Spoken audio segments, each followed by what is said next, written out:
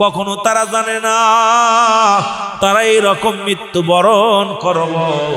তাদের বাপ মারও স্বপ্ন ছিল ছেলে বিদেশে যায় টাকা কামাইব, তাদেরও স্বপ্ন ছিল বিদেশে যায় টাকা কামাইব।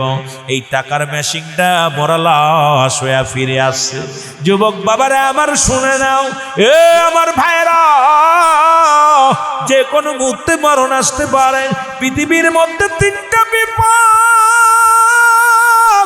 নাম্বার 1 হলো মানুষের মরণ। কত মানুষ মক্কা মদিনায় যায়, আমার মনে বড় শখ, মন যে চায় একবার যদি মদিনাওয়ালার রওজা জিয়ারত করতে পারতাম, একবার যদি মদিনার মনোয়ারা দেখতে পারতাম, আমার না জীবনটা ধন্য হয়ে যেত। আমি যাব কেমনে? আমি গরিব মানুষ। আমার নবী আল্লাহ তো নিজেই বলেন, কাসিম হাবিবুল্লাহ, দিন মজুরি মেহনতকারীরা হলো আল্লাহর বন্ধু।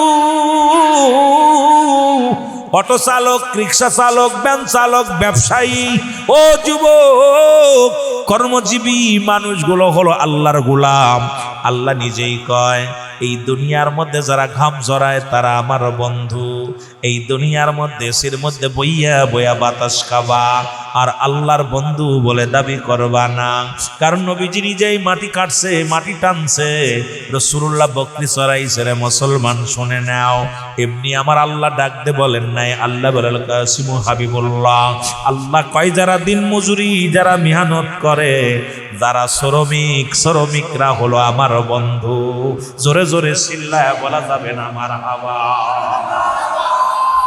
এখানে অধিকাংশ মানুষই শ্রমিক, কেউ ব্যবসা করেন, কেউ গাড়ি চালান, কেউ মুসলমান চাষবাস করেন। ও যুবক, এক কথায় সবাই শ্রমিক।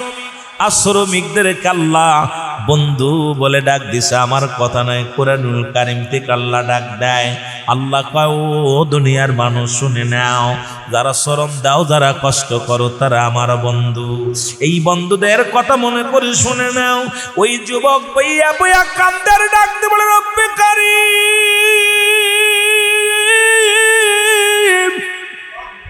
ওরে একবার যদি মদিনায় যাইতে পারতাম রে,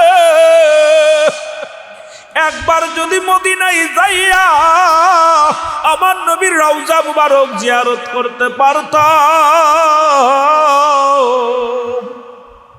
মনের দুঃখ দূর হয়ে যেত, মনের কষ্ট দূর হয়ে যেত। ছেলে ডাকতে বলে, আব্বু আব্বু। সব মুসল্লি নামাজ শেষ করে বাইর হয়ে গেল, তুমি কেন বাইর হও না? তুমি মসজিদের মধ্যে বইয়া যায় নামাজে বয়া বয়া কান্দ। ছেলের বাবা ডাকতে বলে, বাবা রে, আমি গরিব মানুষ, আমার মন চায় একবার মদিনায় যাইতে, একবার মন চায় রাসূলুল্লাহর রওজা জিয়ারত করতে। দিন মজুরি মানুষ, সাধ্য নাই। কয়েকটা বছর অতিক্রম করার পর ওই ব্যক্তি মারা গেছে রে। ইন্না লিল্লাহি ওয়া ইন্না ইলাইহি রাজিউন।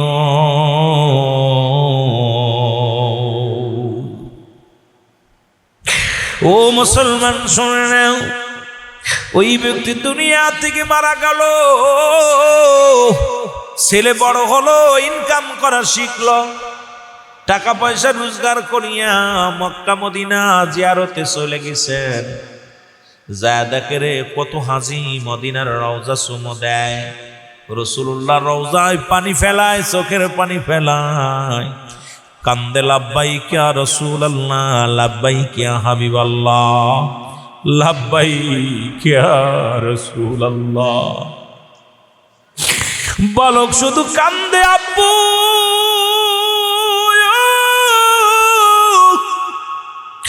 ওই বালকের চোখের পানি শুধু পড়ে আব্বু আব্বু বলে কান্দে। এই দৃশ্য দেখতে পাইলেন একজন আল্লাহর মাহবুব বান্দা, আল্লাহর ওলি শিবলি রহমাতুল্লাহ। উনি তাকায়া দেখে রে, সবাই কান্দে, লাব্বাইক ইয়া রাসূলুল্লাহ বলে, কিন্তু বালকটা শুধু আব্বু আব্বু বলে কান্দে। এবার আগে আসলেন, ডাকতে বলে, বাবা, আমি লক্ষ্য করলাম সব মানুষ কান্দে লাব্বাইক ইয়া রাসূলুল্লাহ, লাব্বাইক ইয়া হাবিবাল্লাহ, লাব্বাইক ইয়া রাহমাতাল লিল আলামিন। যুবক তুমি শুধু কান্দো, আব্বু আব্বু বলে কান্দো, কারণটা কি? যুবক বলে হুজুর আমি আপনার কি মনের দুঃখ করে বলবো, এই দুনিয়ার মধ্যে আজকে আমি মদিনায় আইছি,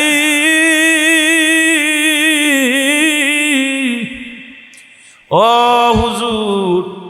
আরে ছোট্টবেলা আমার আব্বাজান যখন মসজিদ আজান পড়ে যাইতো, আমার হাতটা ধরে মসজিদে লয়া যাইতো, 5 ওয়াক্ত নামাজে আমার ঘুম থেকে উঠাইয়া ফজরের নামাজে লয়া যাইতো। সব মুসল্লি বাইর হয়ে যাইতো, আমার আব্বাজান বাইর হতো না। আমার আব্বাজান শুধু মসজিদের মধ্যে বয়া কান্ত, মনে বড় আশা ছিল যাব মদিনায়।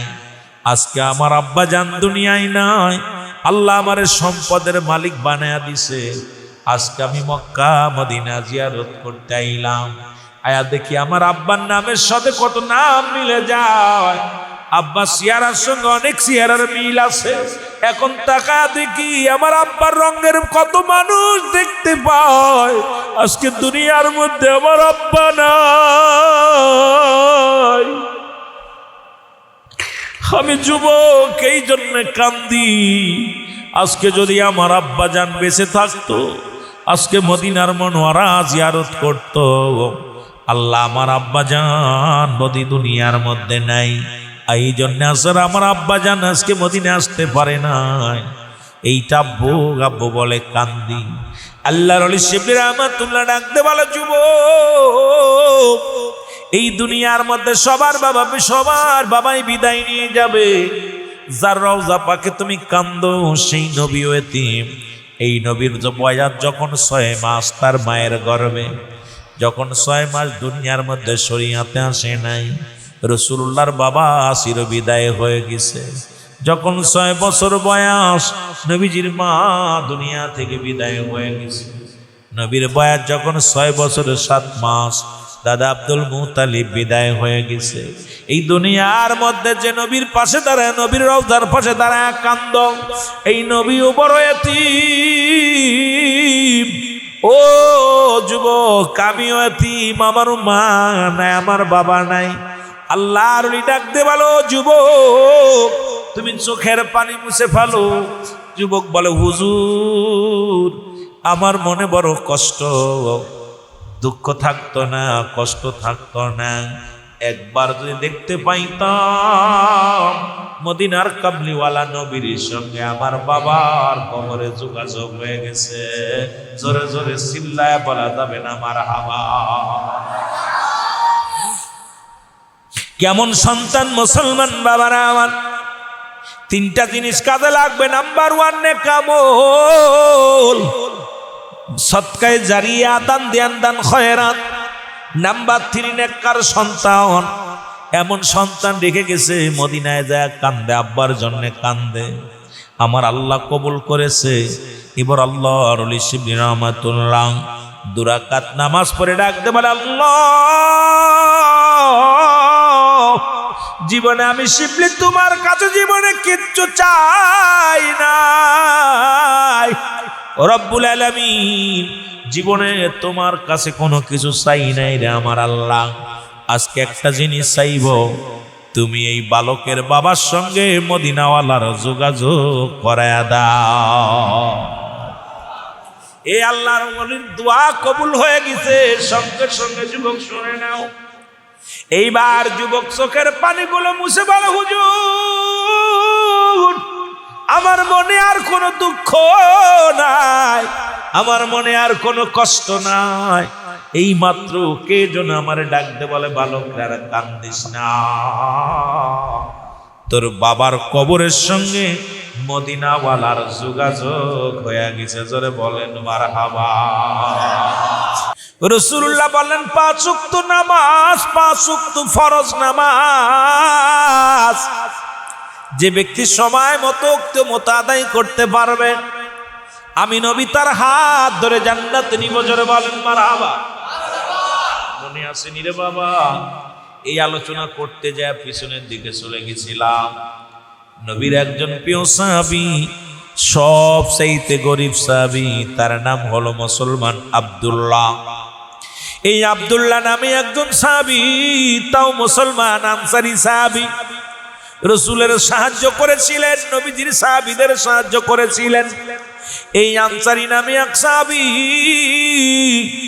এই ওয়াজটা বাড়ি যায় ডাকতে বলে, আজকে যারা আপনারা মাহফিলে শুনতে এসেছেন, এই রকম নবীর সাহাবী যখন বাড়ি গেছে, সাহাবীরে ডাকতে বলে, বিবি ও আমার স্বামী, আল্লাহর নবী কি ওয়াজ করছে মসজিদের মধ্যে বলো। এই রকম নবী ওয়াজ করতেছে মসজিদের ভিতরে। সাহাবী বলে, ও আমার বিবি, নবী ওয়াজ করছে কোন ব্যক্তি যদি 5 ওয়াক্ত সালাত, 5 ওয়াক্ত নামাজ সময় মতো ওয়াক্ত মতো আদায় করতে পারে, আল্লাহর নবী তার হাত ধরে জান্নাতে নিবে। জোরে বলেন মারহাবা। বিবি ডাকতে বলে, স্বামী, জীবনে আপনার কাছে দামি টাকা চাই না, দামি কাপড় চাই না, সম্পদ চাই না, আপনি আমাকে একটু সুযোগ করে দিবেন, আমিও যেন 5 ওয়াক্ত সালাত সময় মতো আদায় করতে পারি। আপনি জান্নাতে যাবেন না, জান্নাতে যাবেন 5 ওয়াক্ত নামাজ সময় মতো আদায় করিয়া। আপনি আমার স্বামী একটু সুযোগ করে দিবেন, আমিও যেন 5 ওয়াক্ত সালাত সময় মতো আদায় করতে পারি, আমিও যেন আপনার সঙ্গে মদিনার নবীর রওজা, মদিনার নবীর হাত ধরে জান্নাতে যেতে পারি। জোরে বলেন মারহাবা।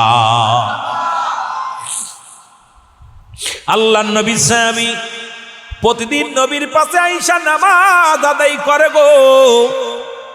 রাসূলুল্লাহ সালাম ফিরায়া, ডান দিক থেকে সালাম ফিরায়, বাম দিকে যখন ডান দিকে যখন বাম দিকে সালাম ফিরায়, ফিরায় দেখেন আনসারী নামের ওই সাহাবী মসজিদ থেকে দৌড় শুরু করে, নেমেই দৌড় শুরু করে।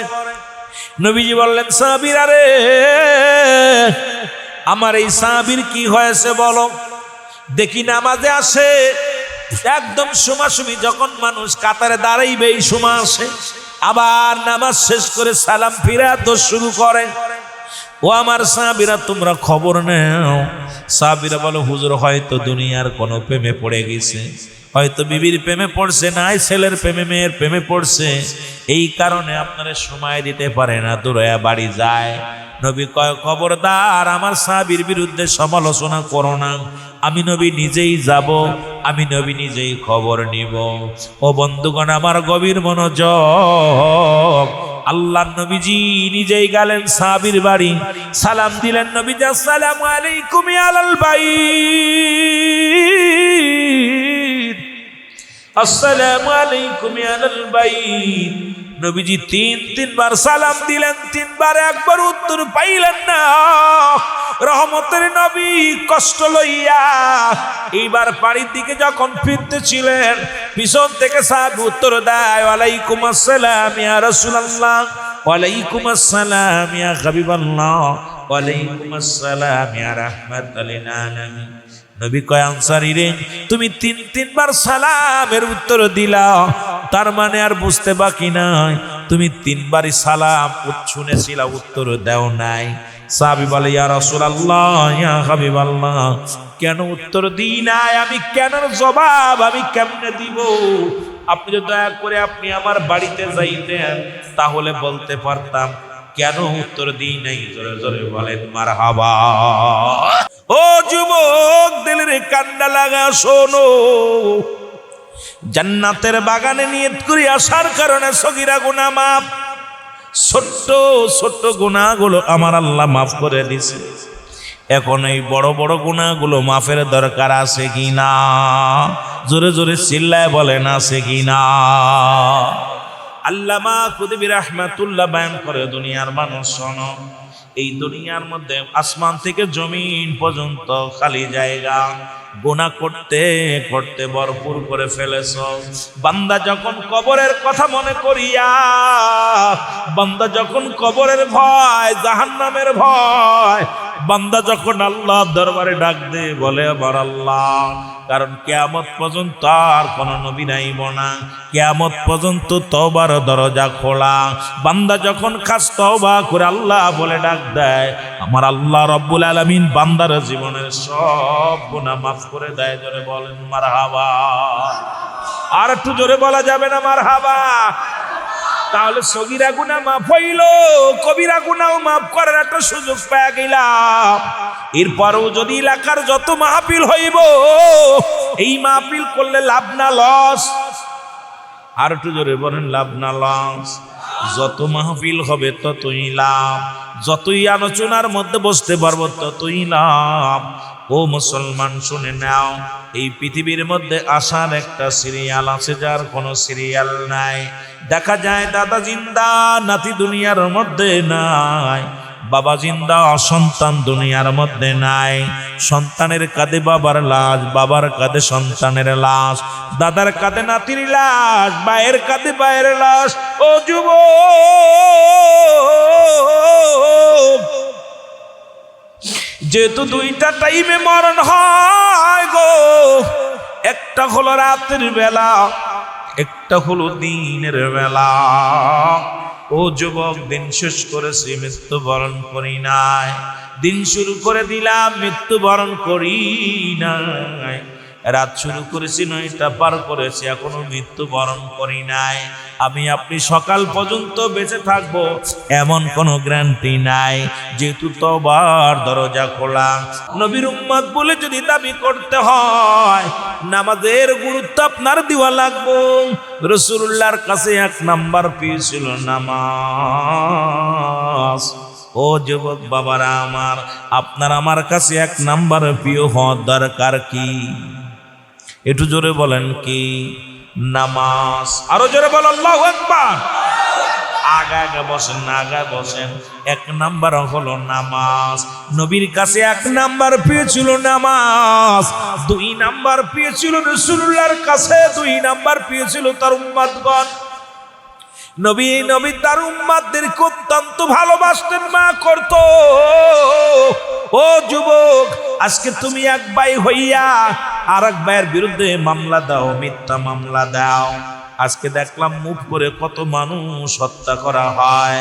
আজকে বাংলাদেশের মধ্যে কেমন একটা, ও মুসলমান, কেমন একটা সেন্টিগ্রেড হয়েছে রে মুসলমান। বিচার নাই, বিনা বিচারে হাজার হাজার মানুষ হত্যা করা হয়। এই সমাজের মধ্যে যখন যেটা খুশি সেটাই করতে পারে রে মুসলমান, শুধু কোরআনের আইন না মানার কারণে, কোরআন না মানার কারণে। এই কোরআনের প্রতি যদি জ্ঞান থাকতো যুবক, বলতেছিলাম 2 নাম্বার প্রিয় ছিল নবীর কাছে উম্মত। এখন আপনাকে প্রথম জীবনের প্রথম কাপড় পরাইছে আপনার আপনজনেরা, আপনার জীবনের প্রথম কাপড় পরিধান করাইছে। আবার শেষ বিদায়ের কাপড় পরিধান করবে আপনার আপনজনেরা। আপনি কেমনে পারেন নিজ হয়ে আর এক ভাইকে হত্যা করতে, নিজে আর একজনের কষ্ট দিতে, আর একজনের দুঃখে রাখতে রে মুসলমান? আজকে আপনার কাছে অপর মুসলমান নিরাপদ নাই। তাহলে বুঝতে বাকি না, আপনি ইসলামের মধ্যে ঢুকতে পারেন নাই। যদি ইসলামের মধ্যে ঢুকতেন, আপনার অন্য ভাই আপনার থেকে কষ্ট পাইতো না, অন্য ভাই দুঃখ পাইতো না, যন্ত্রণা পাইতো না। কারণ আমার আল্লাহ পাক কুরআনুল কারীমের মধ্যে যারা ব্যবহার করছে প্রতিবেশীর হক হিসেবে, আজকে প্রতিবেশীর হকটা আদায় করো না। ওরে যুবক, ইচ্ছা মতো চলো, কুরআনের কিছু মানো, কিছু মানো না। ও বন্ধু, দিলের কান্ডা লাগা শোনো। রাসূলের কাছে 3 নাম্বার পেয়েছিল, 3 নাম্বার পেয়েছিল নবীজির কাছে তার বিবিগণ। আজকে আমাদের কাছে শুধু অন্যর বউটা ভালো লাগে, রাসূলের কাছে পেয়েছিল তার বিবিগণ। আপনার বিবি কানা হোক, কোড়া হোক, আপনার বিবি বুবা হোক, আপনার কাছে প্রিয় হওয়া লাগবে। জোরে জোরে চিল্লায়া বলা যাবে না মারহাবা। রাসূলুল্লাহর কাছে পেয়েছিল 3 নাম্বার তার বিবিগণ। আর আমরা এখন যুবকরা শুধু অন্যের দিকে নজর। অন্যর বিবির দিকে শুধু নজর। ও যুবক, নবীর উম্মত বলে যদি দাবি করতে হয়, রাসূলের আদর্শ দরকার আছে কি, মানার দরকার আছে কি না? আর তুদের বলেন, মানার দরকার আছে কি না? আমার বাবারা আমার শুনে নাও, নবীর কাছে 3 নাম্বার প্রিয় ছিল তার বিবিগণ, 4 নাম্বার প্রিয় ছিল রাসূলুল্লাহর কাছে সুগন্ধি জিনিস। আর আমরা এখন বিড়ি, সিগারেট আর গাঞ্জা আর সুদ আর হারাম। কারণ রাসূলুল্লাহর কাছে যেগুলো প্রিয় ছিল নবীর উম্মতের মধ্যে, সেইগুলো যদি আপনার প্রিয় না হয়, নবীজির গুণে গুণান্বিত যদি না হন, নবীর আদর্শই যদি আদর্শিত না হন, আপনি কেমন মুসলমান? আপনি কেমন মুসলমান? মুসলমান মুসলমান বলে দাবি করো, ইসলামের কিছু বিধান মানো, কিছু মানো না। আল্লাহর আদালতে কেমনে জবাব দিবা? জবাব দেওয়া সম্ভব হবে না। জোরে জোরে বলেন ঠিক কিনা? আমি বলতেছিলাম, রাসূলুল্লাহ যদি উম্মত হইতে হয় গো, মানুষের মৃত্যু হয় 2টা টাইমে, একটা হলো রাতের বেলা, একটা হলো দিনের বেলা। ও যুবক, 2টা টাইমে মরণ হয়, একটা হলো রাতের বেলা, একটা হলো দিনের বেলা। দিন শুরু করেছে আমার আল্লাহ নামাজ দিয়া, দিনের শুরু হলো বান্দা ফজর। এইবার নবীরে ভালোবাসো, সকাল 10টায় ঘুম থেকে ওঠো। নবীরে ভালোবাসো, সকাল 8টায় ঘুম থেকে ওঠো। ওরে মুয়াজ্জিন আযান দেয়, আসসালাতু খায়রুম মিনান নাওম, ঘুম থেকে নামাজ উত্তম। তুমি ঘুমায়া মসজিদে না আইয়া ঘুমাও। ও যুবক শুনে নাও, ফজর 2 রাকাত সুন্নাত নামাজ তুমি আদায় করলা, সঙ্গে সঙ্গে তুমি হয়ে গেলে আমার নবীর প্রেমিক। এখন নবীর উম্মত বলে যদি দাবি করতে হয়, ও মুসলমান, মুখের দাড়িগুলো চাচা যাবে না। নবীর উম্মত বলে যদি দাবি করতে হয়, সুন্নাত ছাড়া যাবে না, সুন্নাত তরিকায় চলা লাগবে, সুন্নাতের পায়বন্দি হতে হবে, রাসূলুল্লাহরে কষ্ট দেওয়া যাবে না। ফজর 2 রাকাত সুন্নাত নামাজ তুমি আদায় করলা, সঙ্গে সঙ্গে হয়ে গেলে তুমি নবীর প্রেমিক। এবার 2 রাকাত ফরজ নামাজ তুমি আদায় করলা, সঙ্গে সঙ্গে তুমি হয়ে গেলে আমার আল্লাহর গোলাম। এখন যদি দিনের মধ্যে তোমার মরণ হয়, তোমার মরণটা হবে আমার আল্লাহর গোলাম, নবীর প্রেমিক। জোরে বলেন ঠিক কিনা? এখনো নবীর সঙ্গেও প্রেম নাই, আল্লাহর গোলামিও নাই। তুই মলিকার হিল্লাই, তুই বডিখানা থাকবো কার হিল্লাই? আল্লাহ কয়, বান্দারে আমি চিনি না। নবী কয়, ওরে আমি চিনি না। তোর মতো পোড়া কপালা মানুষ আর দুনিয়ার মধ্যে নাই। কারণ নবীর পক্ষে যদি কথা না বলো, নবীর কথা যদি না শোনো, নবীর সুন্নাত তরিকায় যদি না চলো, উম্মত তোমারে চিনব না। আমার আল্লাহর গোলামি যদি না করো, গোলাম রে আমার আল্লাহ চিনব না। ও যুবক শুনে না, এবার দিনের মধ্যে তোমার মরণ হয় না, রাতের মধ্যে তোমার মরণের মধ্যে কোনো সন্দেহ নাই গো। এ বান্দা, এইবার রাতের শুরু হলো মাগরিব, তুমি 3 রাকাত ফরজ নামাজ তুমি আদায় করলা, সঙ্গে সঙ্গে তুমি হয়ে গেলা আমার আল্লাহর গোলাম। এবার 2 রাকাত সুন্নাত নামাজ তুমি আদায় করলা, সঙ্গে সঙ্গে তুমি হয়ে গেলা আমার নবীর প্রেমিক। এখন রাতের মধ্যে যে তোমার মরণ হয়, তোমার মরণটা হবে আমার নবীর প্রেমিক, আল্লাহর গোলাম।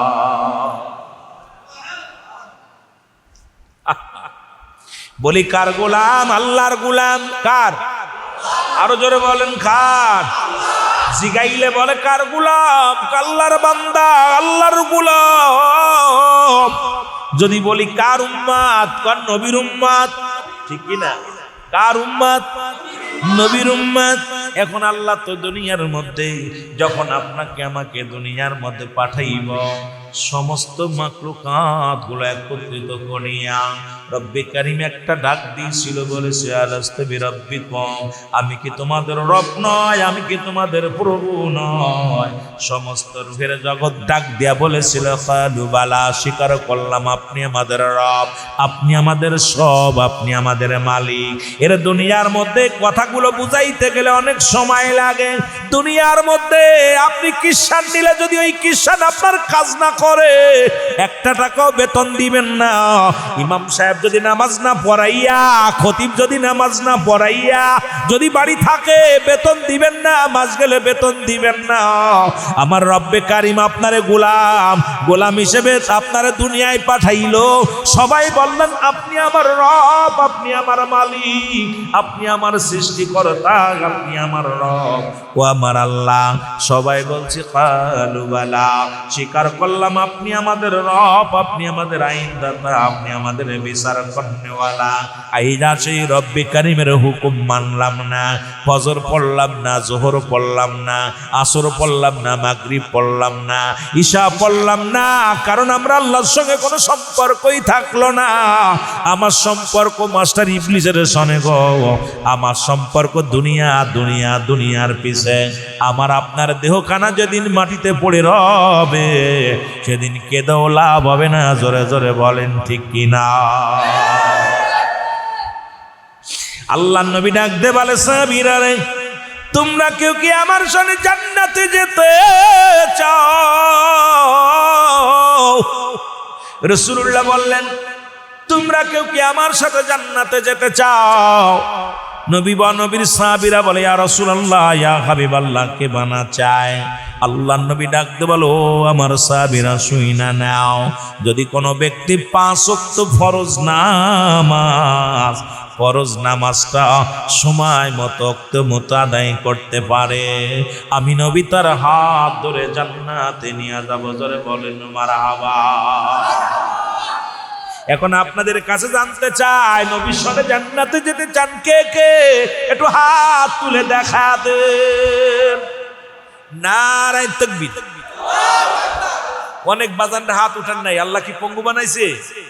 এই ফিরাউনের লগে কে কে যাবেন জান্নাতে? ফিরাউনের লগে কে কে যাবেন জাহান্নামে? কে কে হাত উঠান দিয়ে একটু দেখি। নমরুদের লগে, আবু জেহেলের লগে যাবেন নি কেউ? আমি বললাম নবীজি বলছেন আমার সঙ্গে, নবীর সঙ্গে জান্নাতে যে যার কথা বললাম, অনেকে হাত উঠান নাই, অনেক হাতটা নিচেই রাখছে। তার কারণ কি? নবীর লগে যাইতে মন চাচ্ছে না। মনে হয় ফিরাউনটা খুব ভাল লাগে। কথা কয় না? কারেলা ভাল লাগে, আবু জেহেলটা ভাল লাগে। রাসূলুল্লাহর সঙ্গে জান্নাতে যেতে চান কি চান না? আরো জোরে বলেন, চান কি চান না? নবীর দিদার চান কি চান না?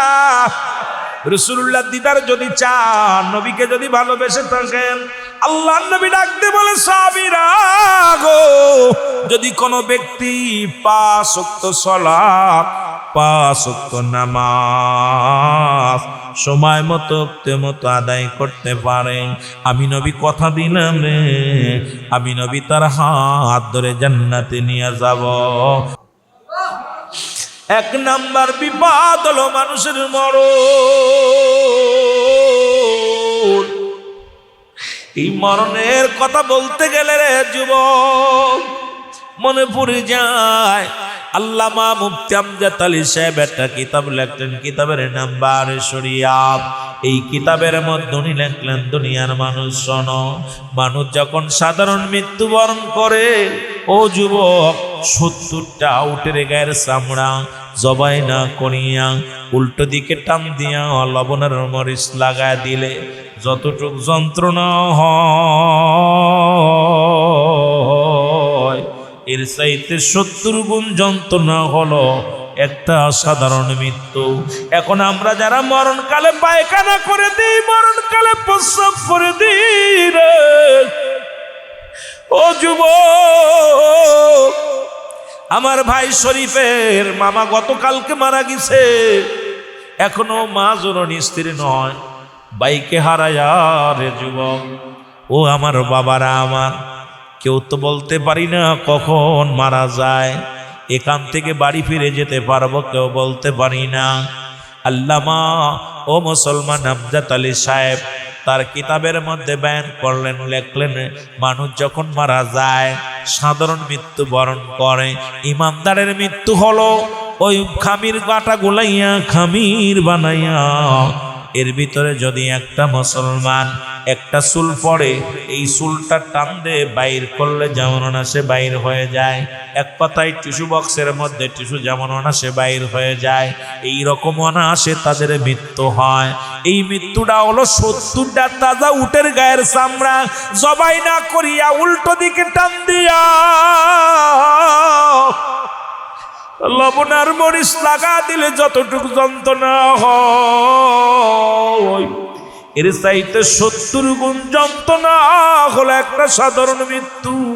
এখন আমরা যারা মরণকালে পায়খানা করে দিই, মরণকালে যারা প্রস্রাব করে দেয়, মরণকালে যারা মুসলমান চোখ দুটি বড় বড় হয়ে যায়, মরণের সময় অনেকের জিহ্বাটা বড় হয়ে যায়, তাদের মরণটা কত কঠিন হয়।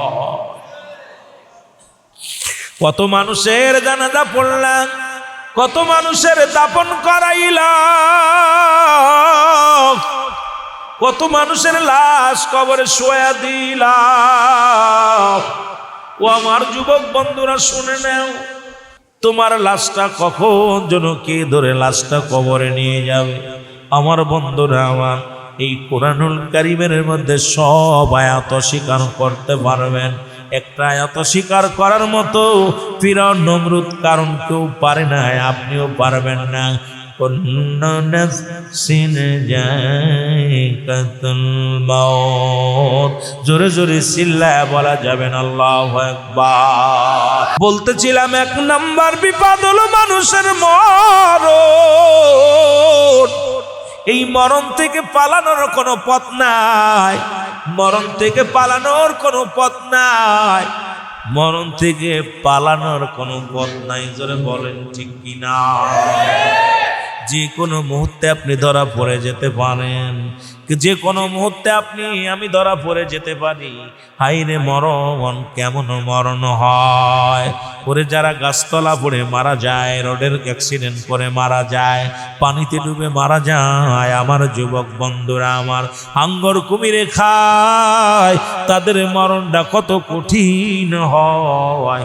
ও আমার যুবক বন্ধুরা শুনে নাও, শুনে নাও, এই মরণ থেকে পালানোর কোনো পথ নাই। এই ফিরআউন নমরুদ কারণ যাদেরকে আল্লাহ খোদাই দাবি করেছিল, যারা পৃথিবীর মধ্যে গট্টলেখার মালিক, তামাম পৃথিবীর মালিক বানিয়ে দিয়েছিল, মুসলমানদের মধ্যে 2 জন, কাফেরদের মধ্যে 2 জন, মুসলমানদের মধ্যে 2 জন। একজনের নাম হলো বাদশা সুলাইমান। এই পয়গম্বর সুলাইমান আল্লাহ তার এত পাওয়ার দিয়েছিল রে যুবক, শুনে নাও, এই পৃথিবীর মধ্যে বাতাসের বাসা বসত, প্রাণীর বাসা বসত। পয়গম্বর সুলাইমান একদিন ছোট্ট মানুষ, মাত্র 10-12 বছর বয়স পয়গম্বর সুলাইমানের বাবা হযরত দাউদ আলাইহিস সালাম। এই পয়গম্বর সুলাইমান বসে আছে রে যুবক, কথা কইতে যায়, মৃত্যুর কথা বলতে যায়, একটু পিছনে চলে যায়। এই পয়গম্বর সুলাইমানকে আল্লাহ একটা সিংহাসন দান করেছিল, যাতে শরিয়াত ছাড়া পৃথিবী ঘুরিয়া ঘুরিয়া দেখত। এই পয়গম্বর সুলাইমান বসে আছে, এমন সময় একটা বুড়ি মা কাঁদতে কাঁদতে ও যুবক পয়গম্বর সুলাইমানের সামনে দিয়ে যখন রওনা হয়ে যায়, এবার ডাকতে বলে, ও বুড়িমা তুমি কান্দো কেন? বলে, বাবারে আমি কেন কান্দি, আমি গরিব মানুষ, আমার ঘরে কোনো চাউল নাই, ঘরে কোনো ডাউল নাই, আমি আজ 3টা দিন আমি অনাহারে, আমার স্বামী মারা গেছে, আমার জামাই মারা গেছে, মেয়ে মারা গেছে, ছেলে মারা গেছে, একমাত্র অবশিষ্ট আমি। আর আমার ঘরে ছোট্ট ছোট্ট 2 নাতি ছেলে আছে, 2টা নাতি আমার ঘরের মধ্যে আছে রে, এইটা লইয়া 3টা দিন কোনো খানা পাই না। ও বালক, তোমার কাছে বলে কি লাভ? এই মহল্লার মধ্যে আমি মানুষের বাড়ি থাল বাটি মাজি আর খাই রে, কাজ করি, থালা বাটি মেজে দিই, ঘর দরজা সরিয়া দিই, দুনিয়ার কত কষ্ট করি, তারপরে কিছু খাবার দেয়।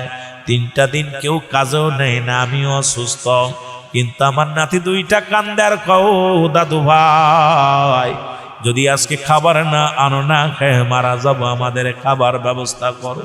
পয়গম্বর সুলাইমান, বাবারা আমার গভীর মনোযোগ, কথাগুলো মনে রাখবেন। মরণের দিকে যাইয়া হঠাৎ করে আসলাম পয়গম্বর সুলাইমানের দিকে। পয়গম্বর সুলাইমান কয়, বুড়িমা তোমার চোখে কেন পানি?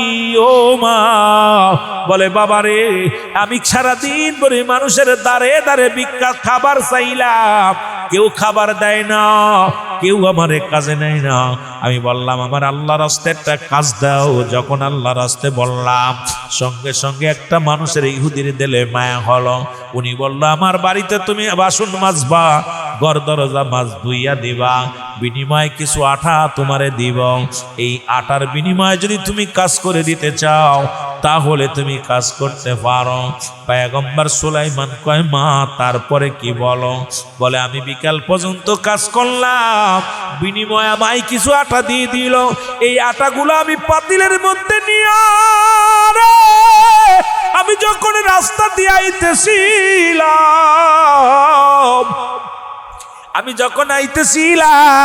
হঠাৎ করে একটা মুসলমান বাতাস আসলো। এই বাতাসে আমার গায়ের কাপড়টা নড়ে নাই, মাথার চুল নড়ে নাই, আমার গায়ে লাগে নাই। আমার পাতিলের ভিতরে যতগুলো আটা ছিল সবগুলো উঠায় নিয়ে গেছে। আমি কান্দি, কার কাছে বিচার দিব? আরে বাতাসের বিচার কে করব? বাতাসের বিচার তো করা সম্ভব নয়। এখন দাউদ আলাইহিস সালাম রাষ্ট্রের প্রধান, এর কাছে যদি আমি বাতাসের বিরুদ্ধে অভিযোগ দিই, দাউদ আলাইহিস সালাম হাসবে, আমার বিচার করবে না, আর আমার এই ছোট ছোট নাতিগুলো না খেয়ে থাকবে। আমি আল্লাহর আদালতে কি মামলা দিলাম বাতাসের বিরুদ্ধে? আল্লাহ তোমার কাছে আমি বাতাসের বিরুদ্ধে মামলা দিলাম যে বাতাস আমার এই গরিব মানুষের আটাগুলো উড়িয়ে নিয়ে গেল। আল্লাহ আমি তো বাতাসকে দেখতেও পাই না, কথাও বলতে পারি না, এই বাতাসের বিরুদ্ধে তোমার কাছে অভিযোগ দিলাম। জোরে জোরে চিল্লায়া বলা যাবে না মারহাবা। হাওয়ার গাড়ি হাওয়ায় চলে, তেলের গাড়ি তেলে চলে, বিনা তেলে চালায় গাড়ি নবী সুলাইমান। আমরা সেই মুসলমান, আমরা তথ্যে মুসলমান। এর বুড়ির কান্না দেখে সুলাইমান পয়গম্বর ডাকতে বলে, বুড়িমা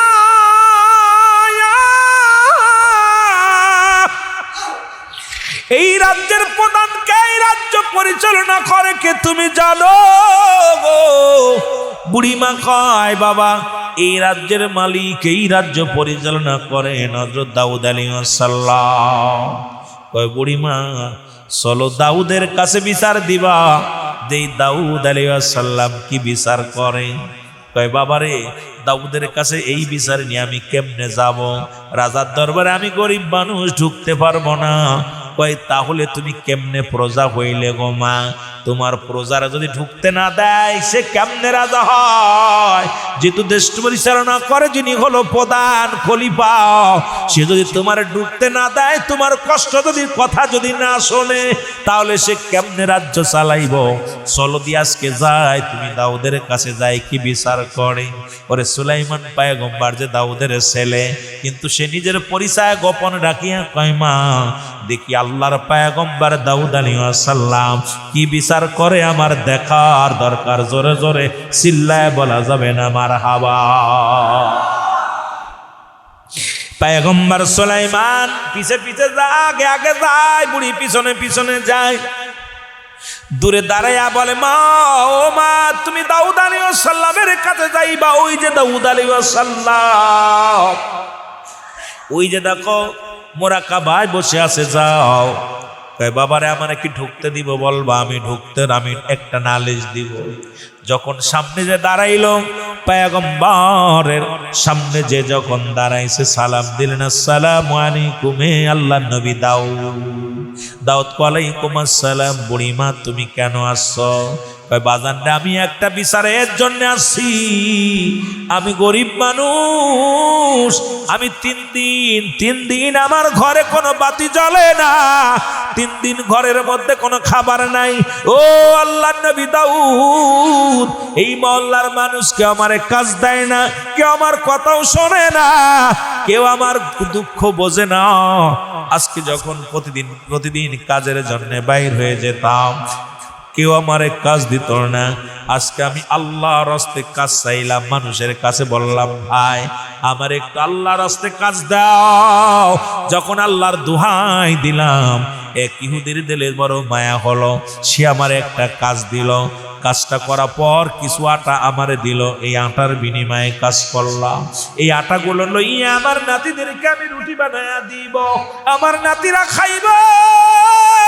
আমার ঘরের মধ্যে কোনো বেটা মানুষ নাই, সবাই ইন্তেকাল করেছে, স্বামীও নাই যে আমার কাজ করে এনে খাওয়াইবো। আমি নিজেই রোজগার করেছি, নিজেই ওই নাতিদের জন্য খাবার আনলাম। এই খানাটা আমার বাতাসে উড়ায় লয়ে গেছে। আমার গায়ে বাকায় বড়িমা, তুমি বাতাসে যে উড়াই নিয়ে গেল, টের পাইলা কেমনে করে? তোমার গায়ে কি লাগছে? কয় না, গায়ে লাগে নাই। আমার কাপড়ে লাগে নাই, কাপড় নড়ে নাই, মাথার চুল নড়ে নাই, আমার গায়ে একটা বাতাস এসে লাগে না। শুধু আমার পাতিলের ভিতর থেকে আটাটা উড়ায় নিয়ে গেছে, আমি দেখছি। জোরে জোরে চিল্লায় বলা যাবে না মারহাবা। পয়গম্বর দাউদ আলাইহিস সালাম ডাক দেখো, উজির 2 বস্তা আটা নিয়ে আসো, বুড়িমাকে দিয়া দাও। মারা বলেন, বুড়িমার যেহেতু গরিব মানুষ, আর এই 2 বস্তা আটা তুমি মাথায় করে টেনে নিয়ে বাড়িতে পৌঁছায় দাও। 2 বস্তা আটা পাইয়া বুড়িমা তো অত্যন্ত খুশি, কিন্তু সুলাইমান পয়গম্বর খুশি হতে পারে নাই। যা সামনে যা ডাক দে, কয় বুড়িমা দাঁড়াও। কয় বাবারে কি হয়েছে বল? কয় মাগো তোমারে নিয়ে আইলাম বিচার করার জন্যে, আজকে তুমি বিচার চাইবা। দেখি পয়গম্বর মুসলমান দাউদ আলাইহিস সালাম কি বিচার করে। তুমি আটা পায়া চলে যাচ্ছ, বাতাসের কি বিচার হলো? সুবহানাল্লাহ বলেন আরো জোরে। তুমি আটাগুলো পাইয়া বড় খুশি। বুড়িমা ডাক দেখায়, বাবা ও বাবা, তোমারে তো চিনি না, শুনে নাও। আমি অত্যন্ত দাউদ আলাইহিস সালামের জন্য দোয়া করি, আল্লাহ যেন ওনার নাজাত দেয়, ওনার মনো বাদশাহ যেন ঘরে ঘরে হয়। আমার দুঃখের কথা শুই না, আমার 2 কেজি আটা হারাইছে, আমার 2 বস্তা আটা দিয়া দিছে, তা আবার নিজে মাথায় করে লোকজনদের নিয়ে দিয়াইতেছে। সুতরাং পয়গম্বর দাউদের মতো এমন মানুষ আর জগতের মধ্যে নাই, এই মানুষটার মতো মানুষ আর মহল্লার মধ্যে নাই। পয়গম্বর সুলাইমান ডাক দে কয়, মা তুমি দাউদের প্রশংসা বন্ধ করো গো, তুমি 2 বস্তা আটা পায়া কি তুমি বিচারে তুমি খুশি? কয় বাবা আমি খুশি। সুবহানাল্লাহ বলেন।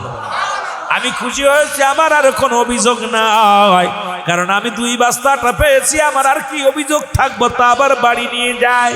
সুলাইমান পয়গম্বর কয়, মা তুমি খুশি হলে আমি খুশি না, কারণ অন্যায় করেছে তার বিচার নবী কি করছে আগে জানার দরকার। কারণ তোমার সঙ্গে যে অন্যায় করেছে, ওই বাতাসের কি বিচার করেছে? জোরে বলো আল্লাহু আকবার। পয়গম্বর সুলাইমান পয়গম্বর যখন বললেন, মাগো বাতাসের কি বিচার করছেন? এইবার বুড়ি কয়, ও বাবা, বাতাসে কি ধরা যায়? তার কি বিচার করা যায়? আমি তো আটা পেয়ে অত্যন্ত খুশি হয়েছি, আমার কোনো অভিযোগ নাই। কয় মাগো তোমার অভিযোগ না থাকলেও আমার আছে, তুমি আবার যাও, যায় বলবা তুমি আমার আটা দিছো, খুশি হয়েছি, কিন্তু যে ব্যক্তি আমার আটা নিয়ে গেছে সেই বিচার আমি সেই বাতাসের বিচার সুবহানাল্লাহ বলেন। আমি আটা নিচে আটা তোমার দিতে বলতেছি না, কিন্তু ওই বেটা যে তোমার সাথে বদমাইশি করলো, বাতাস উড়াই নিয়ে গেল, বাতাসের বিচারটা করা লাগবে। পয়গম্বর সুলাইমান পয়গম্বর বাবার কাছে পাঠাইছে। আবার বাবা কয়, বুড়িমা তোমার শিখাইছে কি? তুমি যে আবার ফিরে আইলা, তুমি তো আটা পায়া 2 বস্তা আটা, 2 কেজি আটা হারাইছে, 2 বস্তা আটা দিছি, আবার তোমার কে বুদ্ধি দিল তুমি আবার আমার কাছে আইছো? তুমি তো এই নিজের বুদ্ধিতে আসো নাই বাবা। মাগো তুমি বলো দি কইছে বাজান ওই যে লোকটা, ওই ছোট বাচ্চা ছেলেটা, ওই ছেলেটা আমার ধরে আবার বলছে বাতাসের বিচার করা লাগবে। সুবহানাল্লাহ বলেন না। পয়গম্বর এইবার দাউদ আলাইহিস সালাম ডাক, বাজান এদিকে আয়ো। নবীজি আসছে, আইয়া পয়গম্বর সুলাইমান পয়গম্বর সামনে দাঁড়ায়, আব্বা যান বেয়াদবি মাফ করবেন, আপনি বুড়ির অন্যায় বিচার করছেন।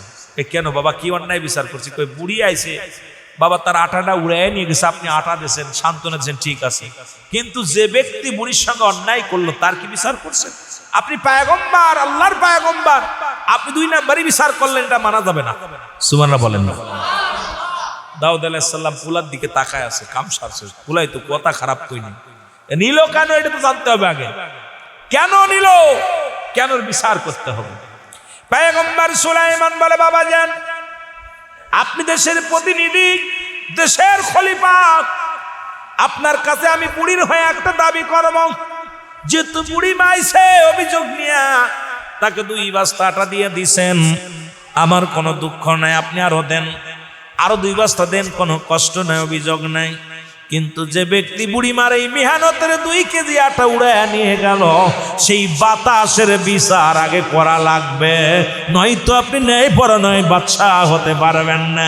কারণ ন্যায়পরায়ণ যদি প্রতিনিধি হতে হয়, আল্লাহর গোলামত্ব যদি করতে হয়, আগে বাতাসে ডাকুন, তার বিচার করা লাগবে। জোরে জোরে চিল্লায় বলা যাবে না মারহাবা।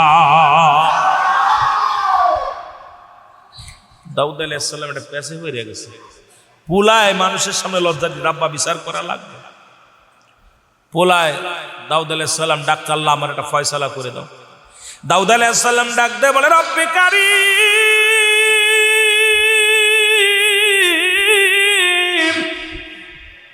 আজকে রাজ দরবারে হাজার হাজার মানুষের সামনে পোলায় নাক কেটে দেয়, এখন তো বিচার ওই বাতাসটা আমি পাবো কই? যে বাতাসে নিয়ে গেছে আটাগুলো উড়ায় তারে পাবো কই? আল্লাহ পাক এলহামদি কও, দাও চিন্তা করো না, তোমার পরে নবী হইব, আমার দুঃখে ভয় মুসলমান শুনে নাও, তোমার পরে ওই গদির মধ্যে বসবে পয়গম্বর সুলাইমান, তাকে আমি যে ক্ষমতা দিব আমি আল্লাহ। বাতাস কাছতে বলে দেরি করবে না, দৌড়ায় চলে আসবে। তুমি সুলাইমানকে বলো আজকের বিচারটা তোমার করে দিতে, তুমি ডাকতে বলো বৎস তুমি বিচার করো, আমি পিতা হইয়া দেখি। জোরে জোরে বলো মারহাবা।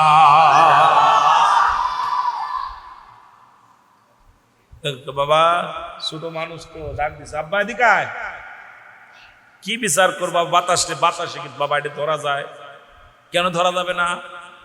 বাবা এটা কইতে কই চলে গেছে, বাতাস কে জায়গায় থাকে, কইতে কই চলে গেছে। বাবা ওরা খুঁজে আনতে বিচার করতে, কিসের জন্য আটা নিল এটার বিচার করা লাগবো। দাউদ আলাইহিস সালাম বলে, বাবা আজকের বিচারের দায়ভার আমি তোমারে দিয়ে দিলাম, তুমি আজকে বিচার করো, বুড়িমার বাতাসের সঙ্গে বিচার করো। সুলাইমান পয়গম্বর ডাকতে বলে, রব্বে কারীম, ওই বুড়িমার সঙ্গে যে ঘটনা হয়েছিল তুমি আমার সামনে দেখায় দাও, দেরি করো না, দেরি করো না, ওই বাতাসকে আমার সামনে হাজিরি করে দাও। আজকে বাতাসের বিচার করবো আমি পয়গম্বর সুলাইমান, কারণ আমি ন্যায়পরায়ণ বাদশা, আমি তোমার গোলাম, আর আমি তোমার গোলাম হইয়া অন্যায় বিচার করতে পারবো না, ন্যায় বিচার করব, শুধু সান্ত্বনা দেব না, ইসলামের আইন মেনে বিচার করব। মুসলমান শুনে নাও, তুমি তাড়াতাড়ি পাঠায়া দাও, বাতাসকে তাড়াতাড়ি পাঠায়া দাও। জোরে জোরে চিল্লায় বলা যাবে না মারহাবা।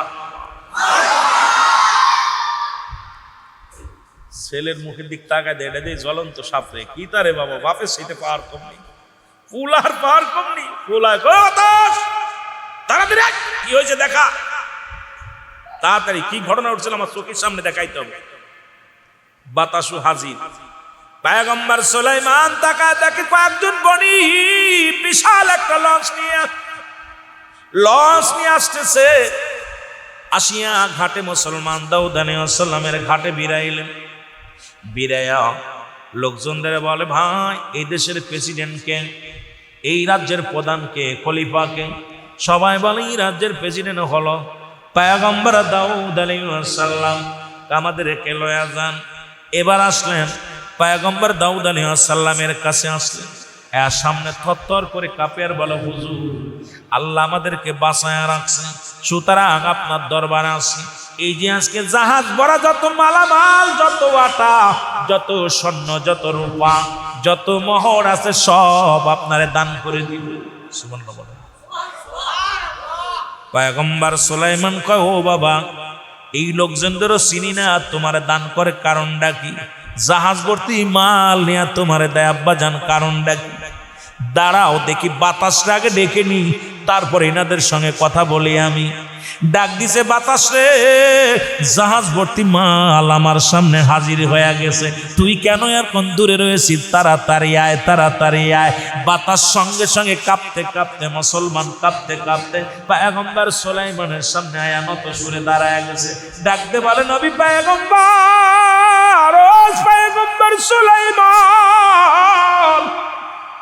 সুলাইমানকে যখন আওয়াজ দিছে জোরে, লোকজন দেখে বিশাল আওয়াজ আসে, সালাম দেয়, আসসালামু আলাইকুম পয়গম্বর সুলাইমান। লোকজন তাকা দেখে কোনো মানুষ দেখা যায় না, সালামের উত্তর দেয় ওয়ালাইকুম আসসালাম। বাতাস ধৈর্য ধরো, জোরে জোরে চিল্লায় বলা যাবে না মারহাবা। চারিপাশে যত লোকজন ছিল সব তাকায় দেখ, কাম সারছে, বেটা সালাম দিতেছে বাতাসে আয়া, কয় হুজুর আমি বাতাস। কয় দাঁড়া, সুবহানাল্লাহ বলেন না, দাঁড়ায় থাক, দাঁড়ায় থাক। বাতাসে থরথর করে কাঁপে পয়গম্বর সুলাইমানের। কই আম হুজুর বেয়াদবি মাফ করবেন, আমি সব বলার জন্য আপনার কাছে আইছি। সুবহানাল্লাহ বলেন না। দাউদ আলাইহিস সালাম দাঁড়ায় দাঁড়ায় দেখতেছে পোলার খেলা, বাতাসে সালাম দিচ্ছে। লোকজন কয় হুজুর সালাম, লোকজন তো দেখি না, কয় এরা বাতাস সালাম দিচ্ছে বাতাসে। কয় দাঁড়া, কি হইতেছে? বাতাস বলে, হুজুর বেয়াদবি মাফ করবেন, ওই বুড়ির আটাগুলো আমি উড়িয়ে নিয়েছিলাম। সমস্ত প্রজাদের মধ্যে বাতাস ডাক দেখায়, হুজুর বেয়াদবি মাফ করবেন, বুড়ির আটাগুলো আমি বাতাস উড়িয়ে নিয়েছিলাম। ওই যখন সাগরের মধ্যে জাহাজটা উথাল পাতাল শুরু হয়ে গেছিল, যখন এই সাগরের মধ্যে, যখন মুসলমান সাগরের মধ্যে জাহাজটা ডুবে মারা যাবে, তখন ওরা আল্লাহকে সাক্ষী রেখে ডাকতে বলেছিল, আল্লাহ তুমি বাঁচাও, তুমি বাঁচাও। রব্বুল আলামিন, যদি এই সাগরের তুফান থেকে বাঁচতে পারি, এই সামনে যে রাজ্য আছে ওই রাজ্যের মধ্যে যিনি মালিক, গরিব অসহায়দেরকে এই আমার এই রাজ্যের যত কোটি টাকার মালামাল আছে সব মালামাল আমি আল্লাহর রাস্তায় দান করে দিব। জোরে বলেন মারহাবা। বাতাসে বলে, হুজুর আমরা ওই জাহাজের উপর দিয়ে সাগরের মধ্যে উড়ে যাচ্ছিলাম, হঠাৎ দেখি কান্নাকাটির আওয়াজ শোনা যাচ্ছে।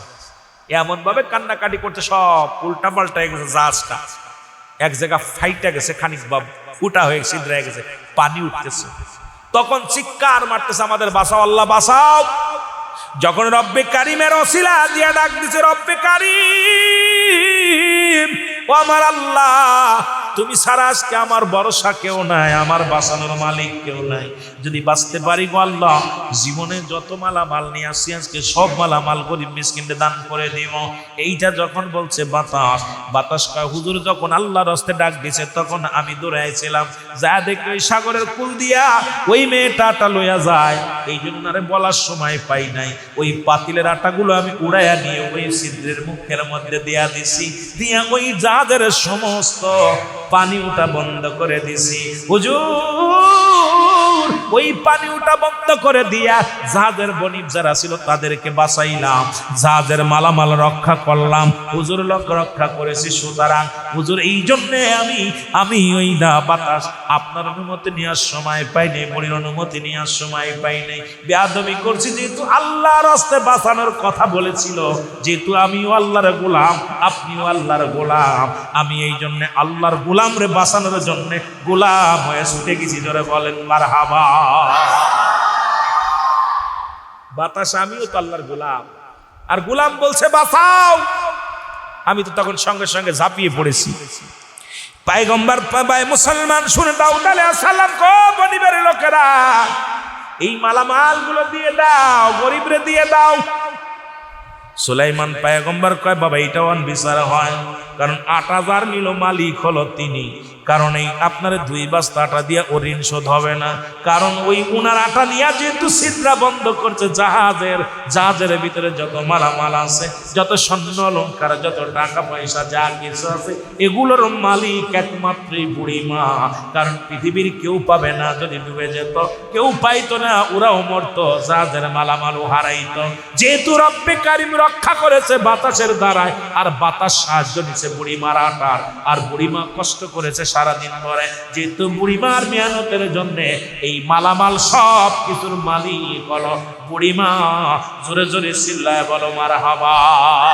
আরে পয়গম্বর দাউদ আলাইহিস সালাম বলে বাবা সুলাইমান, এত মালামাল দে বুড়ির হবে কি? পয়গম্বর সুলাইমান কয় বাবা তার প্রাপ্যতাকে দিয়ে দাও, বাবা বুঝে দিয়ে দাও। কারণ জাহাজের মাল যেন তার বাড়িতে দিয়ে আসে, কারণ এগুলোর মালিক হলো এই বুড়িমা। আমার বাবারা, আমার গভীর মনোযোগ।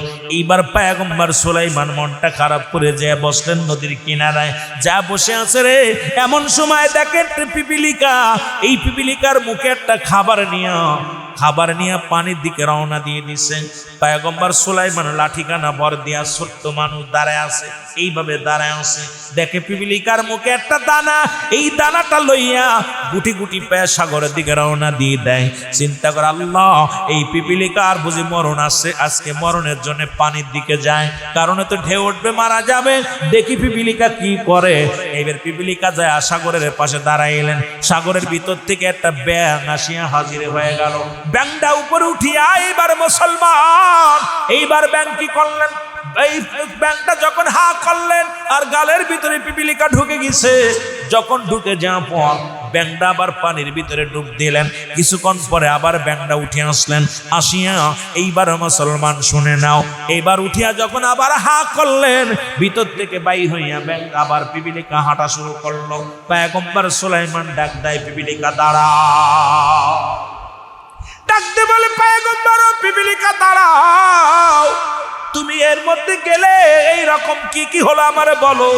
বলো পয়গম্বর সুলাইমান, নিজেরে খুব বড় মস্তান মনে করো, নিজেরে খুব পণ্ডিত মনে করো, তুমি কি সেই রব্বে কারিমের খেলা জানো না?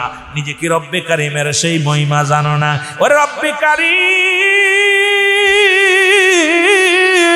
ওই সাগরের মধ্যে পাথরের নিচে, পাথরের মধ্যে একটা পোকা, এই টাকটা পড়ে আছে, এটার খাবারের দায়িত্ব দিছে আমারে। আমি সারাদিন ভরে শস্যা দানা কুড়োয় আনি, আমি তো পানির মধ্যে যাইতে পারি না। ওই ব্যাংডার বুকের মধ্যে যাই, ওই খানাটা খায়, আবার ফিরে আসি সারাদিন ভরে। পয়গম্বর সুলাইমান শোনো, এই পৃথিবীর সব মাখলুকাতকে খাওয়ান আমার আল্লাহ।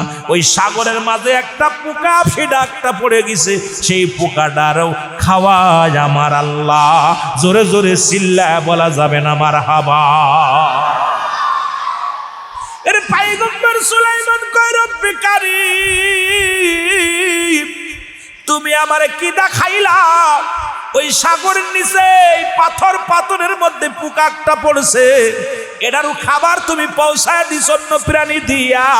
আর আজকে কার জন্য তুমি সুদ খাও, কার জন্য তুমি ঘুষ খাও রে বান্দা? সুদ ঘুষ খাইয়া এই দুনিয়ার মধ্যে দেহটা গড়লা, এই দুনিয়ার মধ্যে সম্পদের পার গড়লা। ও সুদ করেরা, ঘুষ করেরা, এত ঘুষ খাও, সুদ খাও। এইবার মনে রাখো, রব্বে কারিম ওই সাগরের নিচে প্রাণীকে যদি খাওয়াইতে পারে, দুনিয়ার মধ্যে তোমারে পাঠাইছে যে কোনো মূল্যে, যে কোনো শিলায় তোমাকে আমার আল্লাহ খাওয়াইবে। সুতরাং সুদ ছেড়ে দাও, ঘুষ ছেড়ে দাও, হালাল খাদ্যের চিন্তা করো। জোরে জোরে চিল্লায় বলা যাবে না ঠিক কিনা? পয়গম্বর সুলাইমান ডাক দিয়ে বলে, রব্বে কারিম আমিও তোমার মাখলুকাতকে খাওয়াইতে চাই, তুমি খাও, আমাকে একটু সুযোগ দেও। আমার আল্লাহ কইলাম কখনোই না, সম্ভব নয়। আল্লাহ এই 10,000 মানুষকে খাওয়াইবো, পারবি না। 3,000 খাওয়াইবো, পারবি না। 2 জন মুসলমান 2 দিন খাবো, পারবি না। 1 বেলা খাওয়াইবো, পারবি না। লাভ কখনোই না, পারবি না। এবার আল্লাহ গো, আমার একটা বেলা খাওয়ার মানুষের প্রাণীকে খাওয়ানোর সুযোগ করে দাও। তুমি গোটা পৃথিবীরে খাওয়াও, গোটা মাখলুকাতরে খাও রে আমার আল্লাহ, আমাকে একটা বেলা 1 বেলা খাওয়ানোর ব্যবস্থা করে দাও। আল্লাহ কয়, পয়গম্বর সুলাইমান যেহেতু মনে বড় আশা আছে তুমি খাওয়াইবা, তাহলে রান্না শুরু করে দাও, রান্না শুরু করে দাও। রান্না করতে করতে সাগরের কূলে হাজার হাজার ডাক রান্না করলেন, রান্না করা হয়ে গেল, একদিন করে রান্না করলেন। এবার পয়গম্বর সুলাইমান আল্লাহ ডাক দে বলে, বন্ধু তুমি কি রান্না হয়ে গেছে? কয় হ, তাহলে এবার খাবারের ব্যবস্থা করে দাও। পয়গম্বর সুলাইমান আল্লাহ পাঠিয়ে দাও যারে খাওয়াইবা। পানির ভিতর থেকে একটা মাছ আসছে, মুসলমান আসিয়া ডাক দেখো পয়গম্বর সুলাইমান, আমি শুনলাম আপনি নাকি খাওয়াইবেন, এই খাবারের আশায় আপনার কাছে ছুটে আসছে, একটু খাবার দাও। পয়গম্বর সুলাইমানকে একটু ধৈর্য ধরো। ভাই ধৈর্য নাই, বড় ক্ষুধা লাগছে পেটের ভিতরে, আমারে খাবার দাও। ভাই তাহলে ডেক নিয়ে খাবার শুরু করে দাও। এবার যখন ডেক খাওয়া শুরু করলো, একে একে সমস্ত ডেকের খাবার শেষ করে দিছে, একটা প্রাণী খেয়ে ফেলছে। এবার কয় পয়গম্বর সুলাইমান খাবার দাও। কয় এই যে এক ডেকগুলো খাইলি, কয় এখন আমার নাস্তা হয় না, আমার আল্লাহ আমাকে প্রতিদিন টন টন খাবার খাওয়ায়, কোনোদিন তো এরকম হাফ খাওয়ান খাওয়ায় না, আমার আল্লাহ আমাকে ফুল খাওয়ান খাওয়ায়, আর তুমি আজকে সারাদিন করে রান্না করিয়া আমাকে তুমি একটু খাওয়াইতে পারলা না। পয়গম্বর সুলাইমান ডাক দিয়ে কয়, রব্বে কারীম, তুমি আর আমার লজ্জা দিও না, সমস্ত সমস্ত মাখলুকাতের দায়িত্ব তোমার, তুমি রিজিক দাতা, তুমি মালিক আমার আল্লাহ, আমার আর লজ্জা দিও না, বুঝতে আর বাকি নাই রে আল্লাহ, তুমি সব প্রাণীকে খাওয়াও, আমি সুলাইমান পয়গম্বরকে তুমি ক্ষমা করে দাও। জোরে বলেন মারহাবা। একটা মাছের এই খাওয়াইতে হয়, আর তুমি সুদ ঘুষ খাইয়া আমার একটা পরিবার পরিজনকে খাওয়াইবা। আল্লাহ কয় কুল্লু মান আলাইহা ফান, আল্লাহ কয় বান্দার এই জমিনটা আমি রাখবো না। আজকে যে সম্পদের পাহাড় গড়লাম সুদ খাইয়া ঘুষ খাইয়া, এই জমিনের মধ্যে যা কিছু করছো মানুষ শোনো, এই হারাম খাইয়া জমি জমা করলা, হারাম খাইয়া অর্থ করলা, হারাম খাইয়া বাড়ি গাড়ি বানাইলা রে মানুষ, আমার আল্লাহ কয় বান্দারে